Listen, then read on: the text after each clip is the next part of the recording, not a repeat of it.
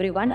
ഇന്ന് നമ്മളുടെ കൂടെയുള്ളത് doctor Manoj Ayyappath, senior consultant surgical gastroenterology, Apollo Atlas hospital, Angamaly. ചോദിക്കാനുള്ള ഡേ കെയർ സർജറി, ഇപ്പോൾ ഹെർണിയ ഡേ കെയർ സർജറി ആയിട്ട് നമ്മൾ ചെയ്യുന്നുണ്ടല്ലോ, രാവിലെ സർജറി ചെയ്ത് വൈകിട്ട് പേഷ്യൻറ്റിനെ ഡിസ്ചാർജ് ചെയ്യുന്ന ഒരു ഫെസിലിറ്റി, അതെങ്ങനെയാണ് പോസിബിൾ ആവുന്നത്?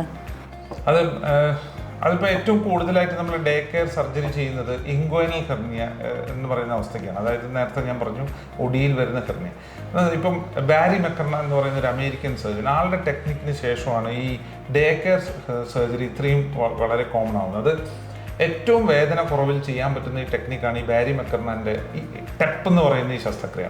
അപ്പോൾ അതിൽ നമ്മൾ കാലത്ത് ഈ രോഗീനെ നമ്മൾ അഡ്മിറ്റ് ചെയ്യുകയാണെങ്കിൽ, അതായത് അനസ്തീഷ്യ എല്ലാം മുന്നേ കണ്ട് ഫിറ്റ്നസ് എല്ലാം എടുത്തൊരു പേഷ്യൻറ്റ് കാലത്ത് ഹോസ്പിറ്റലിൽ വരികയാണെങ്കിൽ നമ്മൾ 9 മണിക്ക് നമ്മൾ പേഷ്യൻറ്റിനെ സർജറിക്ക് എടുക്കുകയാണെങ്കിൽ ഏകദേശം 1 മണിക്കൂർ 1.5 മണിക്കൂർ കൊണ്ട് ഈ സർജറി തീരും. അത് കഴിഞ്ഞ് പേഷ്യൻറ്റിനെ നമ്മൾ പോസ്റ്റ് ഓപ്പറേറ്റീവ് ഒബ്സർവേഷനിൽ വെച്ച് പിന്നെ റൂമിലേക്ക് മാറ്റി കാപ്പി ചായ കുടിച്ച് പേഷ്യൻ്റ് ഒരു കുളിയെല്ലാം കഴിഞ്ഞ് യൂറിനെല്ലാം പാസ് ചെയ്യുന്ന ഒരു പേഷ്യൻ്റ് ആണെങ്കിൽ നമ്മൾക്കന്ന് ഡിസ്ചാർജ് ചെയ്യാൻ പറ്റുന്നതാണ്.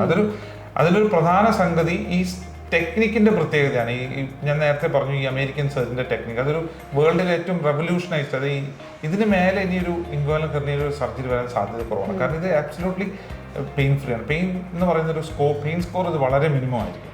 പിന്നെ നമുക്ക് അതർ അഡ്വാൻറ്റേജ് നോക്കിക്കഴിഞ്ഞാൽ ഇതിൽ നമുക്ക് ഏറ്റവും വലിയ മെഷ് ഇടാൻ പറ്റും. ഇപ്പോൾ സാധാരണ ഓപ്പൺ സർജറി കഴിഞ്ഞാൽ മെഷ് എന്ന് പറയുന്ന നെറ്റ്, ഇപ്പോൾ ഞാൻ കാണിച്ചത് സാധാരണ ഒരു നെറ്റ് എന്ന് പറഞ്ഞു കഴിഞ്ഞാൽ 10x12 സെൻറ്റിമീറ്ററാണ്. ഇപ്പം നമ്മൾ ഈ ഒരു മെഷ്, അപ്പോൾ ഇത് 15x15 ആണ്, 15x15. ഇത്രയും വലിയ മെഷ് നമുക്ക് ഈ ടെക്നിക്കിൽ, ഈ ടെപ്പ് എന്ന് പറയുന്ന ഈ ടെക്നിക്കിൽ നമുക്ക് അതിന് ഉള്ളിലിടാൻ പറ്റും.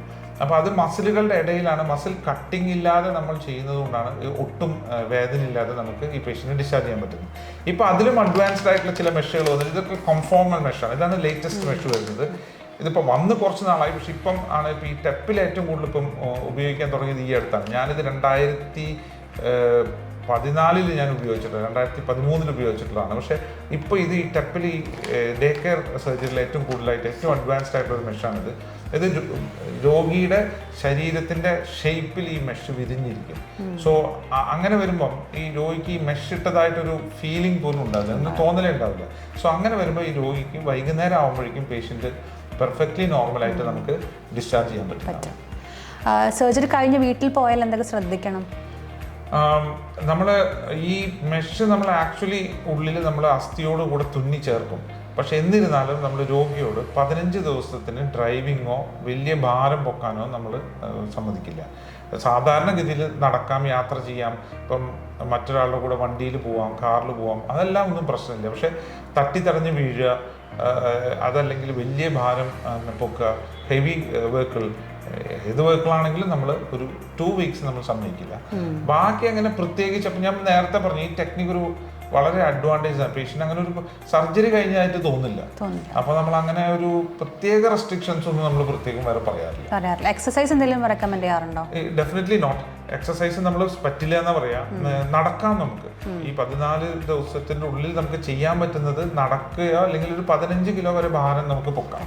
പക്ഷെ അതിന് മേലെ ഉള്ള എക്സസൈസുകൾ, ഇപ്പം റണ്ണിങ് എല്ലാം വേണമെങ്കിൽ 1.5 മാസം, ജിമ്മിൽ പോകണമെങ്കിൽ ഏകദേശം 3 മാസം, അതായത് ജിമ്മിൽ പോയിട്ട് ഹെവി വെയിറ്റ് എടുക്കണമെങ്കിൽ 3 മാസമാണ് നമ്മൾ പറയാം.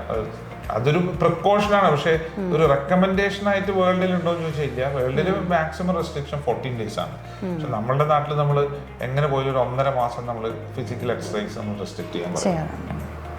Okay, thank you doctor.